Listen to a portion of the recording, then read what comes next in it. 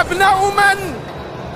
هؤلاء من ولدهم، من علمهم، من درسهم، من خطب فيهم، من حفظهم، من وضع لهم المناهج، من ملأ آذانهم وأبصارهم. من؟ ليسألن الله المرسلين، ولا يقفن العالمين، ولا يسألن كل راع عما استرعاه.